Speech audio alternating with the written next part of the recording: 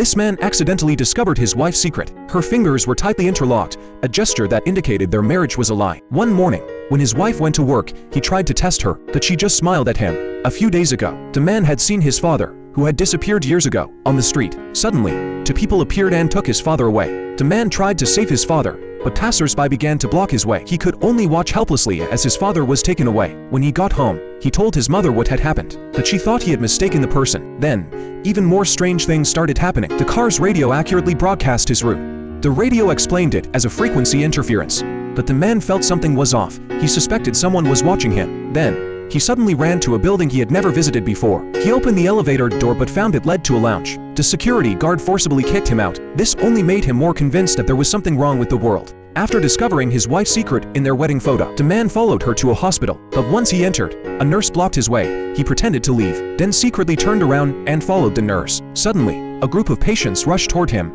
Fortunately, he managed to dodge in time, but a staff member blocked his way. The man pushed the cart aside and finally reached the operating room. Inside, the doctor barely touched a patient, and the patient suddenly lifted his head. At that moment, two security guards kicked him out. He decided to leave and buy a plane ticket to go abroad, but the staff told him that the next flight was a month away. The man didn't want to wait. He decided to take the bus instead. However, when the driver saw him get on, he started deliberately making the bus malfunction. The man planned to leave with his wife. They reached a bridge. Since the man was afraid of water, he asked his wife to drive while he pressed the gas pedal. She had no choice but to drive the car across the bridge.